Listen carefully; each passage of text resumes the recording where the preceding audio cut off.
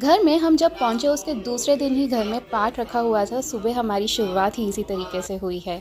नमस्कार दोस्तों, मैं रति स्वागत करती हूं आपका होम ट्रिक चैनल पे, जहां हम बात करते हैं घर और किचन से रिलेटेड कुछ ऐसे टिप्स एंड ट्रिक्स की, होम हैक्स की, जो हमारा रोज़मर्रा का काम आसान करते हैं। आज का ये वीडियो आपके लिए बहुत motivational and at the same time inspirational भी होने वाला है। मैं आपके साथ शेयर कर रही हूँ मेरा दिल्ली जाने के टाइम, दिल्ली में ससुराल में मेरा क्या रूटीन होता है और मम्मी के साथ मैं क्या क्या करती हूँ, वही इस वीडियो में शेयर कर रही हूँ। और मम्मी आप सबकी ब्लेसिंग से बहुत अच्छी हैं, चल रही हैं, सब कुछ काम कर रही हैं and she is doing very well. Thank you for all the blessings that you people have sent across.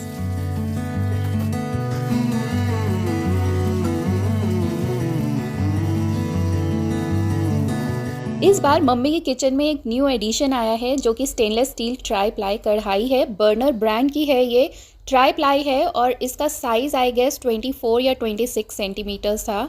So try ply है, मम्मी ने ये ली है इस बारी, और क्यों ली है वो मैं आपको बताती हूँ। आई am very proud of her. तो ये जो कढ़ाई है ना, ये आपने मेरी वाली स्थल की कढ़ाई देखी होगी स्टेनलेस स्टील की, उससे एक साइज़ बड़ा है। मेरी वाली 22 सेंटीमीटर्स है, ये 24 सेंटीमीटर्स है, जो अगर घर पे 4 बंदे हैं उनके लिए परफेक्ट है ये कढ़ाई रोज़ के यूज़ के लिए। और काफ़ी ज़्यादा हैवी थी ये। हैंडल्स भी इसके ऊपर नीचे से स्टील के ही हैं। मैंने आपके साथ इवन रील्स भी शेयर करी थी, आई थिंक यूट्यूब शॉर्ट्स या रील्स शेयर करी थी, जिसमें मैंने आपके साथ शेयर किया था। हैंडल्स बहुत ज़्यादा स्ट्रॉन्ग एंड स्टर्डी हैं। स्थल वाली जो मेरी कढ़ाई है ना, उसमें जो हैंडल्स हैं उसमें रबर का कोटिंग आता है नीचे बैक साइड पे, बट इसमें नहीं था। और इसके साथ इसका लिड भी आता है, जो कि प्रॉपर स्टेनलेस स्टील का हैवी लिड है। तो इसको मैं वॉश कर रही हूँ। आते ही नेक्स्ट डे ना मैंने मम्मी को बोला, सबसे पहले चलो इसका उद्घाटन करते हैं और इसमें कुछ मीठा बनाते हैं। तो मम्मी आज वो बनाने जा रही हैं। इस बारी ना मैं गई हूँ और मम्मी ने पूरी किचन अच्छे से संभाल रखी थी। मुझे काम करने का मौका ही नहीं मिला इस बारी किचन में। घर में जब कोई नई चीज़ आती है ना, तो उसकी खुशी अलग होती है। तो यहाँ पे मैं मम्मी का बता रही हूँ, मम्मी देखो हम दोनों की शक्लें कढ़ाई में दिख रही है, चलो अब इसमें कुकिंग करते हैं। तो अब मम्मी इसके साथ कुकिंग स्टार्ट करने वाली हैं। और क्या इंस्टेंट रेसिपीज़ उन्होंने बनाई है ना, वो मैं अब आपके साथ शेयर करती हूँ। काफ़ी सारी रेसिपीज़ इस वीडियो में आपको मिलने वाली है। तो नई कढ़ाई को धोने के बाद सबसे पहले उसमें पानी उबाला गया है और वो पानी फेंका गया है, ताकि अगर कोई रेजिड्यू रह गया हो तो कढ़ाई बिल्कुल हमें स्टेरिलाइज्ड कंडीशन में मिले बिफोर कुकिंग। तो वो ही मम्मी अभी इस वक्त कर रही हैं। हलवा वगैरह नहीं बना रहे, काफ़ी ज़्यादा ह्यूमिडिटी वाली गर्मी हो रही है। तो मैं दूध निकाल लाई हूँ फ्रिज में से, और ब्रेड पड़ी थी घर पे, तो मम्मी ने कुछ इंस्टेंट रबड़ी बनाई है। किस तरीके से बनाई है वो मैं अब आपको आगे दिखाती हूँ। घर में इंस्टेंट रबड़ी बनाने के लिए ना 3 से 5 मिनट में बन जाती है, बहुत ज़्यादा इजी है। सबसे पहले ब्रेड क्रम्स कर लो मिक्सी में। इस मिक्सी का रिव्यू मैंने आपको पहले वाली वीडियोस में भी दिया है, जो दिल्ली वाली वीडियोस थी डीक्लटरिंग की, उनमें भी दिया है। मिक्सी बहुत अच्छे से चल रही है, बहुत पावरफुल मोटर है इसकी, और कोई ज़्यादा महंगी भी नहीं है। सो कढ़ाई में सबसे पहले दूध को हमें उबाल लेना है, और जो ब्रेड क्रम्स हमने करे हैं अभी उनको अलग ही रखना है। दूध में पहले उबाल आना चाहिए, और जैसे ही दूध में उबाल आ जाता है उसमें हम ब्रेड क्रम्स ऐड कर देंगे। साथ में हम मिल्क पाउडर भी ऐड करेंगे, और मिल्क पाउडर के साथ आपको चीनी इसमें कितनी ऐड करनी है वो आपकी प्रेफरेंस के अकॉर्डिंग है। धीरे धीरे से वो गाढ़ा होता रहेगा, ज़्यादा गाढ़ा भी मत कर लेना, क्योंकि ठंडा होने के बाद दूध थोड़ा और गाढ़ा हो जाता है। तो उसको उतना ही रहने दो जितनी कंसिस्टेंसी आपको चाहिए, और आपकी इंस्टेंट रबड़ी तैयार है। ठंडा करके अब इसको खा लो। इंस्टेंट रबड़ी का फुल कुकिंग प्रोसेस मैं आपके साथ यूट्यूब शॉर्ट्स वीडियो में शेयर करती हूँ। यहाँ पे वीडियो बहुत लंबा हो रहा था तो मुझे कट शॉर्ट करना पड़ा। नेक्स्ट जो मम्मी बना रही हैं इस छंदू। सो जो कच्चे आम का मुरब्बा होता है ना, खट्टा मीठा, जो हम रोटी के साथ खाते हैं, बहुत टेस्टी लगता है गर्मियों में। सो ये वो बन रहा है। अम्बी को पहले घिया कस कर लिया है और उसमें चीनी डाल दी है, साथ में नमक भी ऐड कर दिया है।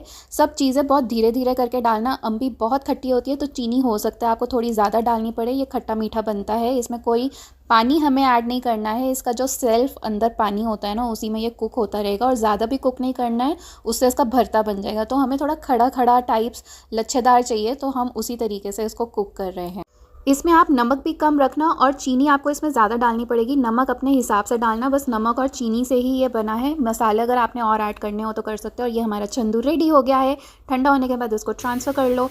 नेक्स्ट जो बना है ना, गर्मियों की सबसे अच्छी चीज़ होती है घर का जो अचार बनता है, इस करौंदे का अचार, करौंदे और मिर्ची का अचार।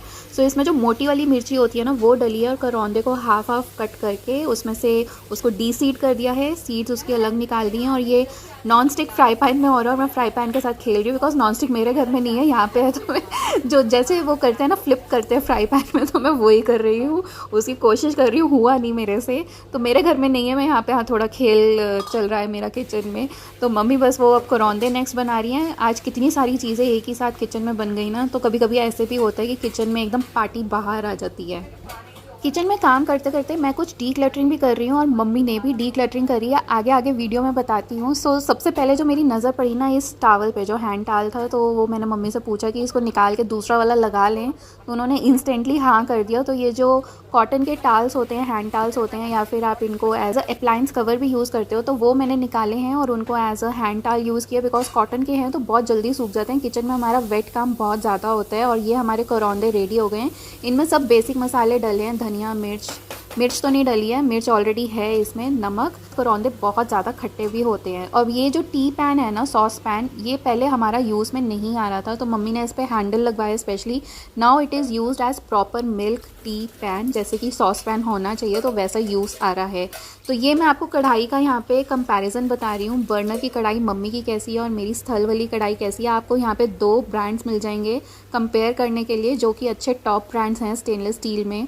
सो यहाँ पे आप जो राइट साइड वाली देख रहे हो वो मेरी कढ़ाई है, स्थल वाली, और लेफ़्ट साइड वाली मम्मी की बर्नर की कढ़ाई है। मैं अपनी कढ़ाई का ढक्कन नहीं लेके आई हूँ, ये ढक्कन यहीं पे मम्मी की किचन का है। मेरी वाली कढ़ाई में छंदू बना हुआ है और यहाँ पे मम्मी वाली कढ़ाई में हमारा बना था जो इंस्टेंट रबड़ी बनी थी। तो यहाँ पे आप देख रहे हो कढ़ाई में साइज़ में डिफरेंस, एक 22 सेंटीमीटर्स की है, एक 24 सेंटीमीटर्स की है। इनमें दोनों का ही कुकिंग टाइम सेम है। जब आप स्टेनलेस स्टील की कढ़ाई में कुक कर रहे होते हो, आपको मीडियम से सिम की जो गैस फ्लेम होती है उतनी ही रखनी पड़ती है। आप फुल फ्लेम पे काम नहीं कर सकते हो। स्थल की कढ़ाई 3 से 4 साल पुरानी है। जो छोटी वाली कढ़ाई है जिसमें छंदू है, ये काफ़ी पुरानी कढ़ाई है और इसकी क्वालिटी अभी भी वैसी की वैसी है, हैवी भी उतनी ही है। नेक्स्ट यार, मम्मी ने ना एक DIY बना दिया। घर में अभी रिसेंटली पेंट हुआ था, तो पेंट के डब्बों को मम्मी ने एज अ प्लांटर यूज़ किया। और ये जो ट्रैश कैन था ये भी टूट गया है, तो बकेट इसकी बिल्कुल सही है। मम्मी ने इसके सारे हैंडल्स वगैरह सब कुछ अटैचमेंट्स निकाल के, और ये पीछे का जो जैसे लिड हमारा अटैच होता है उसको भी कट कर दिया है गर्म चाकू से। और now it is going to be used as a planter for a big plant. इसमें एक बड़ा प्लांट लगाना है जो कि वो नीचे रखने वाली हैं। स्टेयर केस है यहाँ पे, ये फर्स्ट फ्लोर है, तो नीचे का जितना भी एरिया है ना वहाँ पे बहुत बड़े बड़े वाले प्लांट लगे हुए हैं, तो वहाँ पे वही वाले प्लांट्स आने वाले हैं। अब आते हैं यार डी क्लटरिंग प्रोसेस पे, जो आपका और मेरा सबसे ज़्यादा फेवरेट है। मम्मी ने अपनी किचन में से ये इडली का स्टैंड निकाला है। सबसे पहली चीज़, मम्मी ने आते खुद मुझे बोला मुझे ना नया इडली का स्टैंड लेना है, तो वो मेरे साथ चल के ले ज़रा। तो यहाँ पे मम्मी ने सबसे पहले ये इडली का स्टैंड निकाला है। काफ़ी ज़्यादा पुराना इडली का स्टैंड है, आप देख ही सकते हो, और थोड़ा इसके स्टैंड्स वगैरह भी टूट ही गए हैं। तो आगे क्या क्या डीक्लटर किया है ना वो मैं आपको बताती हूँ, बट सबसे पहले ज़रा यार माइक्रोवेव साफ़ कर लें। काफ़ी ज़्यादा ना गंदा सा हो रहा है माइक्रोवेव, तो चलो पहले इसकी क्लीनिंग करते हैं। माइक्रोवेव अंदर साफ़ करने के लिए मैंने इसमें लेमन डाल दिया है, पानी के साथ लेमन का एक बोल रख दिया है और उसको माइक्रोवेव को चला दिया है 1-2 मिनट के लिए, जिससे कि अंदर से जितनी भी गंक है वो सब निकल जाए। यहाँ पे ये स्टील का बर्तन, जो बड़ा वाला कंटेनर्स होते हैं हम स्टोरेज के लिए यूज़ करते हैं, उसको वॉश करके मैंने गैस पे रख दिया था। बारिशों का टाइम है, मॉइस्चर का टाइम है, सो ये राइस रखने के लिए यूज़ होता है। 5 किलो 10 किलो वाला जो पैकेट होता है उसको स्टोर करने के लिए यूज़ होता है स्टोरेज स्टील का कंटेनर। तो ये मैं अभी सुखा के मम्मी को दे रही हूँ। मम्मी एक्चुअली राइस चुन रही हैं, साफ़ कर रही हैं। थोड़ी कीड़े वगैरह पड़ गए थे बोरी में जो होते हैं ना सारे चावल वगैरह, तो वो मम्मी साफ़ कर रही हैं और मैं किचन में माइक्रोवेव वगैरह साफ़ कर रही हूँ। इतनी देर में उसका टाइमर भी ख़त्म हो गया, तो मैं माइक्रोवेव को आगे पीछे से साफ़ कर लेती हूँ और थोड़ी देर में इसको अंदर से साफ़ करके पूरा चकाचक कर लेते हैं। आसपास का एरिया भी पूरा साफ़ कर देते हैं। आधी दिवाली की सफाइयाँ यहीं हो जाएंगी।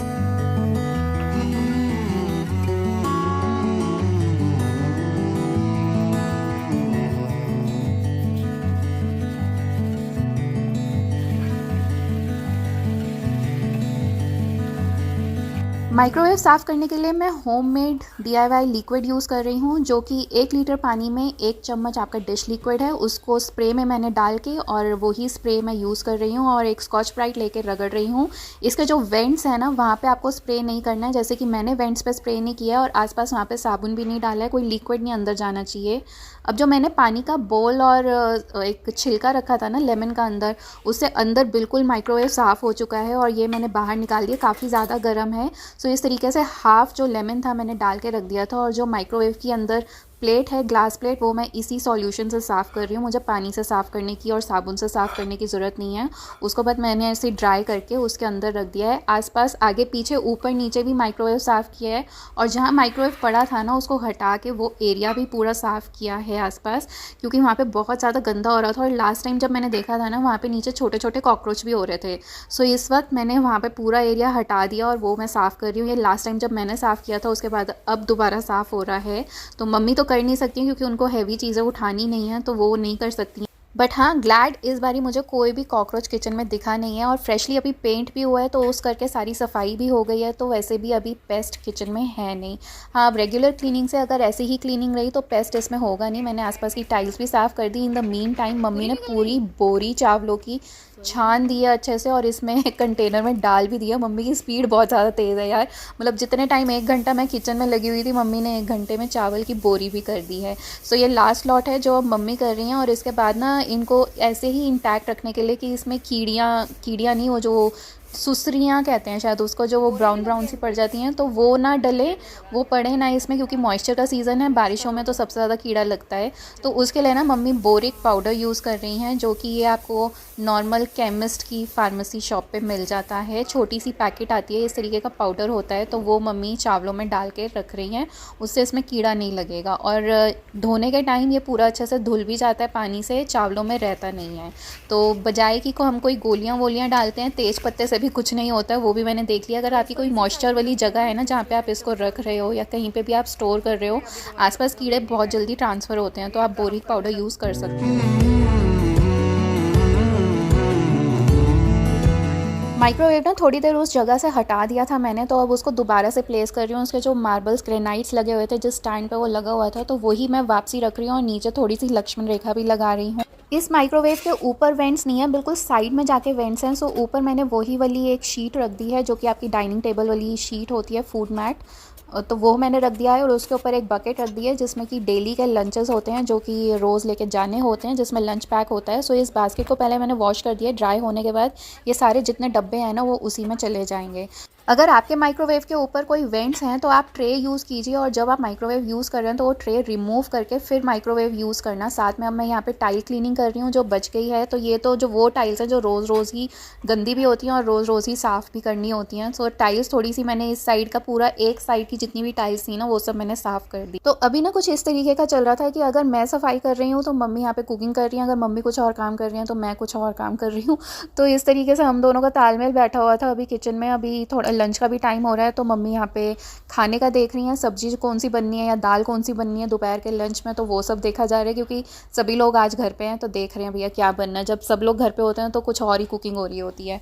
मैं यहाँ पे थोड़ा फ़िल्टर का एरिया भी साफ़ कर रही हूँ, और जो सिंक वाला साइड का एरिया है वो भी सब क्लीन कर रही हूँ। जितना हो सकता है एक साइड की किचन की क्लीनिंग मैंने कर दी। इवन माइक्रोवेव के ऊपर का जो ओपन शेल्फ है जो मैंने पिछली बारी किया था वो भी मैंने सब साफ़ कर दिया था।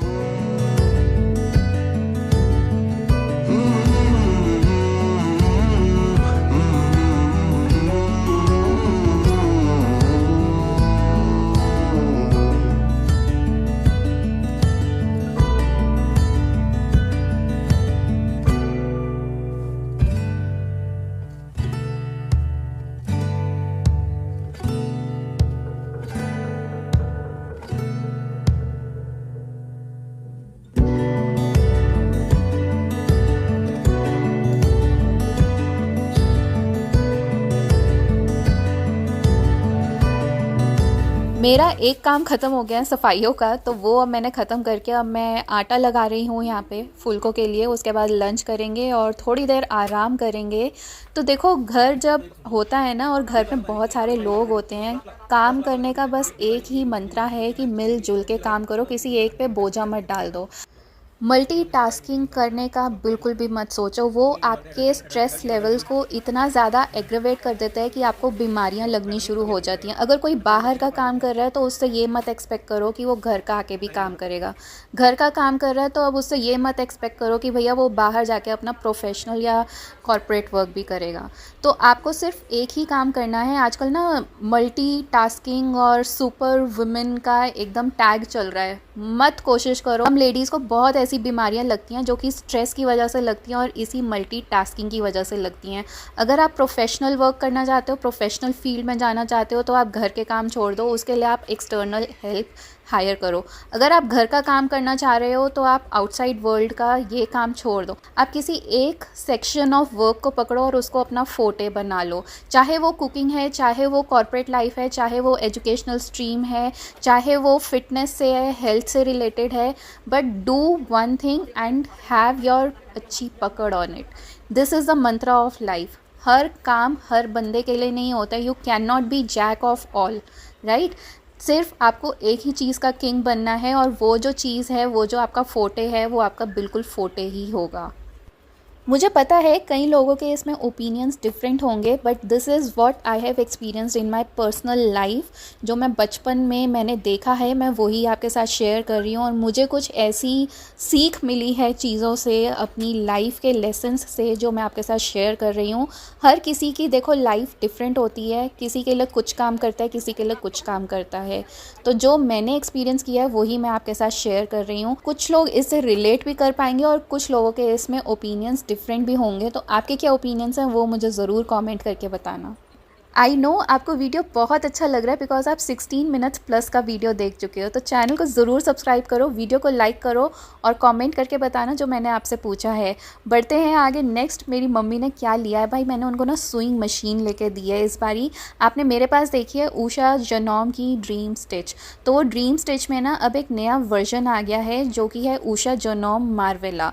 तो वो अब मैंने मम्मी को लेके दी है और उनका जो शिफ्ट होगा ना, उषा की जो पुरानी पहले ब्लैक वाली हैवी मशीन्स आती थी, तो उससे अब शिफ्ट होके उनका इस तरीके से ऑटोमेटिक मशीन पे शिफ्ट हो रहा है। उनको स्टिचिंग वो घर पे करती रहती हैं, पहले काफ़ी करती थी, अब उनको बस बेसिक स्टिचिंग के लिए चाहिए, जो कि घर पे चीज़ें ठीक करना हुआ, टांका लगाना हुआ, रफू करना हुआ, या फिर कुछ उधड़ गया है तो उसको ठीक करना हुआ, तो उनसे अब वो हैवी वाली मशीन उठती नहीं है।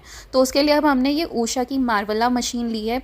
बहुत ही अच्छी स्विंग मशीन है। अगर आप कोई न्यू स्विंग मशीन देखना चाह रहे हो जो कि बिगनर फ्रेंडली है, बिगनर से मीडियम तक का आपका इतना लेवल है स्टिचिंग का, तो आप ये बिल्कुल प्रेफर कर सकते हो। इसका लिंक डिस्क्रिप्शन बॉक्स में होगा, आप देख सकते हो। सो ये नई मशीन ली है, ब्लू कलर, वैसे ही बहुत अच्छा लग रहा है। चेंजेस क्या क्या है वो बताती हूँ। ये जो पेडल फुट है ना, तो ये जो स्पीड कंट्रोलर होता है ये चेंज हो गया है। मेरी वाली का काफ़ी हैवी है और बड़ा है, ये वाला काफ़ी छोटा और लाइट वेट हो गया है। इसमें कुछ अटैचमेंट्स भी चेंज हुए हैं। इवन इसका जो ये कैरी पॉकेट होता है ना, वो भी चेंज हुआ है, वाइट कलर वाला। सो कुछ चेंजेस ड्रीम स्टिच से मार्वेला में चेंज्ड हैं। मैं आपका इसका लिंक दे दूँगी। मेरी वाली मशीन 5 साल पुरानी मशीन है और वो अभी भी मक्खन की तरह रन कर रही है। उसको बस मैं कभी कभी ऑयलिंग कर देती हूँ और सफाई कर देती हूँ, बट अभी तक मुझे उसके लिए दोबारा से टेक्नीशियन बुलाने की ज़रूरत नहीं पड़ी है। एक बार ही जो मैंने डेमो लिया था बस, उसके बाद अभी तक 5 साल से मैंने उसको दोबारा टेक्नीशियन को हाथ नहीं लगवाया है। तो ये इसके अंदर किट आती है, जो एक टूल किट होती है वो आती है, और इसके साथ ऐसी 3 नीडल्स का पैक भी आता है।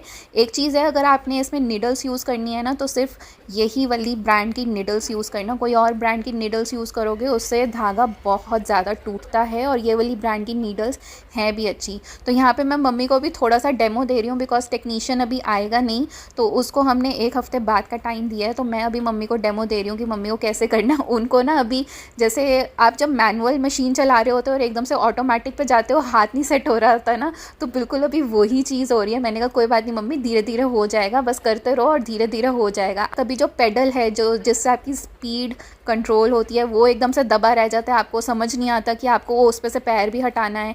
कभी आपको ये नहीं समझ में आता वो आपको इसकी जो नीडल है वो नीचे करनी है या ऊपर करनी है, उसका हाथ आपका पीछे बार बार जाता है, क्योंकि जो मैनुअल मशीन होती है उसमें पीछे होता है उसका लेवर। तो बहुत ऐसी चीज़ें होती हैं जो आपको समझ नहीं आती हैं और आपका दिमाग ना एकदम से प्रोसेस नहीं कर पा रहा होता। तो वही चीज़ें अभी यहाँ पे भी हो रही हैं, बट धीरे धीरे करके मम्मी की ग्रिप इस पर बैठ ही गई। मम्मी को भी पसंद ही आ रही है, उनका धीरे धीरे हाथ इस पर सेट हो ही गया। कह रही काफ़ी स्पीड पे भागती है यार, एकदम फर्रांटे की तरह। तो हाँ, जब आप मैनुअल से ऑटोमेटिक पे जाते हो ना, चाहे कोई भी गैजेट में जा रहे हो, चाहे वो गाड़ी हो या फिर ये सुइंग मशीन ही हो, तो थोड़ी सी दिक्कत आती ही आती है। मैंने भी दोनों स्विचेस जब मारे थे ना, मुझे भी दिक्कत आई थी। जब मैं मैनुअल गाड़ी से ऑटोमेटिक गाड़ी पे गई तो मेरे ये हर बारी लेफ़्ट हैंड जो है ना, हमेशा गियर चेंज करने के लिए जा रहा था, जो कि नहीं होता है ऑटोमेटिक में। सेम इस स्टिचिंग मशीन के साथ भी मेरे साथ हुआ था। तो हाँ, थोड़ा सा ना ब्रेन प्रोसेस करने में टाइम लेता है। तो मम्मी जहाँ तक अपना काम कर रही हैं यहाँ पे, तब तक मैं अपना थोड़ा प्रेसिंग का काम कर रही हूँ, कपड़े वपड़े प्रेस हो जाएं, क्योंकि आप देख ही रहे हो सोफ़े पे कितना भंडारा लगा हुआ है। तो मैं यहाँ पे ये काम कर रही हूँ और मम्मी दूसरों कपड़ों का काम कर रही हैं। साथ में उनका हाथ भी थोड़ा सेट हो जाएगा मशीन पे, तो तब तक मैं भी उनके साथ ही बैठी हुई हूँ कि इमीडिएटली अगर कोई ज़रूरत पड़ती है तो मैं वहीं पे हूँ। वॉशिंग मशीन में मैंने कपड़े लगाए हुए थे, वो भी साथ के साथ हो गए हैं, तो वो बाहर डाल देती हूँ। तो मानसून में ना कपड़े सूखना बड़ा मुश्किल होता है ह्यूमिड मौसम में। एक होम हैक बताती हूँ, अगर आप पाउडर डिटर्जेंट इस तरीके से कंटेनर में स्टोर करते हो और रिंग बन जाती है और आपका जो कंटेनर का ढक्कन है वो अच्छे से बंद नहीं होता, तो ये ट्रिक अपने अपनाओ। सबसे पहले ढक्कन में डिटर्जेंट डाल के वॉशिंग मशीन में डालना बंद करो, उससे एक डैम्पनेस आ जाती है आपके पाउडर डिटर्जेंट में, तो वो चीज़ मत करो। तो सबसे पहले आपको कंटेनर और ढक्कन दोनों ही साफ़ करना है। कोई भी कपड़ा ले लो, या तो वो कपड़ा ले सकते हो जो वॉशिंग मशीन में ऑलरेडी जाना है, तो जो डिटर्जेंट होगा वो उसी में लग जाएगा, या फिर जब आप अपने डस्टिंग क्लोथ्स वॉश करते हो तो उस टाइम आप ये वाला प्रोसेस कर सकते हो। और इसके बाद आपको ध्यान रखना है कि एक डीप स्पून आपने इस कंटेनर में रखनी है। आपने ढक्कन में डिटर्जेंट डाल के मशीन में नहीं डालना है, उसके बाद आपको ये प्रॉब्लम नहीं आएगी। दूसरी चीज़ है यूज़ ऑफ फैब्रिक सॉफ्टनर्स। यहाँ पे दिल्ली में आने के बाद मुझे फैब्रिक सॉफ्टनर की ज़रूरत पड़ी है, बिकॉज़ मुझे बैंगलोर में कभी भी ज़रूरत नहीं पड़ी, तो मैं अपना DIY फैब्रिक सॉफ्टनर ही बैंगलोर में यूज़ करती थी। बट यहाँ पे बारिशें इतनी ज़्यादा हैं और कपड़े सूखने में इतनी प्रॉब्लम हो रही है, तो यहाँ पे फैब्रिक कंडीशनर यूज़ करना बहुत ज़रूरी है कपड़ों में, क्योंकि एक डैम्प स्मेल आ जाती है ना कपड़ों की, वो बहुत इरिटेट करती है। और कई लोग मेरे तरीके से भी होंगे जिनको सिर में दर्द हो जाता है उस स्मेल से। तो यहाँ पे ये IKEA का जो बॉक्स है ना, टस्कन बॉक्स, बहुत अच्छे से फिट हो गया है। ये सक्शन वाला है, इसमें कोई भी मैंने ड्रिल नहीं किया है, कुछ नहीं किया है। तो ये चीज़ अगर आपने भी अपने बाथरूम में यूज़ करनी हो ना, कर सकते हो। आराम से 3 kg तक ये वेट ले लेता है। इसके नीचे होल्स भी हैं, तो अगर आप पानी वाली जगह इसको यूज़ करते हो तो पानी इसमें से ड्रेन आउट हो जाएगा। और अगर इस तरीके से आपने सब चीज़ें एक जगह स्टोर करके रखनी है, तो वैसे भी आप इसको स्टोरेज ऑर्गेनाइज़र की तरह यूज़ कर सकते हो बाथरूम्स में। टाइल्स पे बहुत अच्छे से फिक्स होता है और बहुत स्ट्रॉन्ग सक्शन पावर है इसका।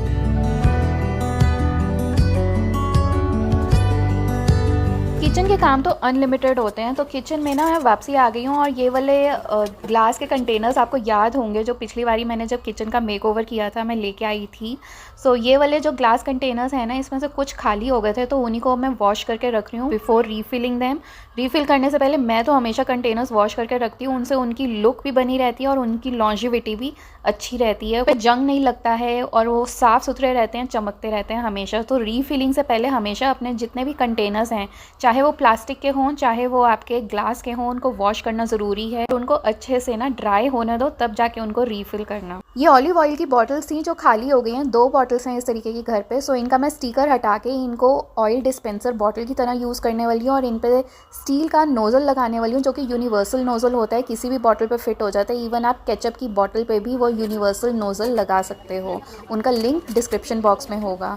सो वो आप उस तरीके से भी अपने घर में DIY ऑयल डिस्पेंसर बॉटल्स बना सकते हो, अगर आपको मार्केट से नहीं ख़रीदनी है।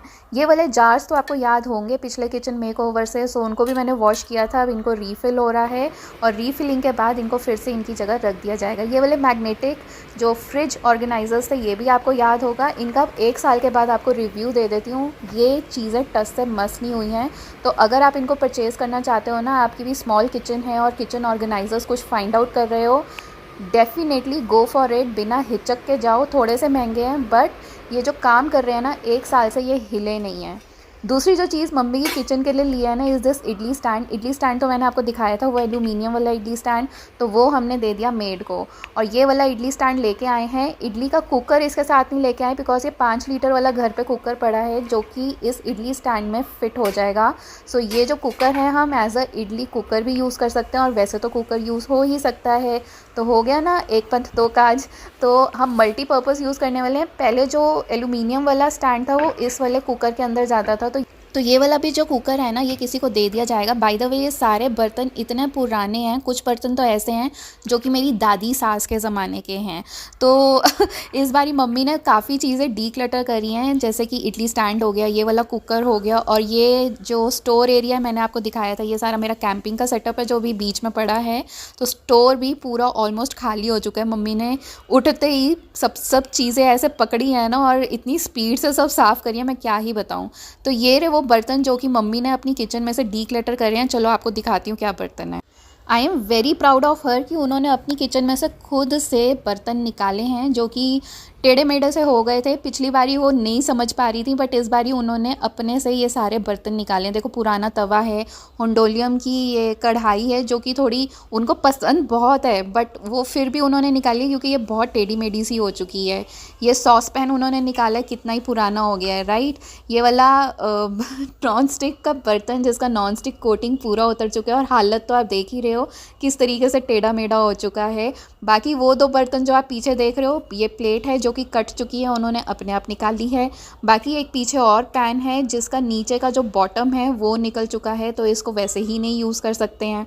तो देख रहे हो अपने आप उन्होंने इतने बर्तन निकाले हैं। पिछली बारी मैंने भी निकाले थे, इस बारी उन्होंने खुद से निकाले। And I am really really proud of her कि वो ये डिसीजन ले पाई हैं। और इन सब बर्तनों की जगह हमने सिर्फ 2 बर्तन और एक्स्ट्रा ख़रीदे हैं, एक इडली का स्टैंड और एक जो आपको कढ़ाई दिखाई थी वो।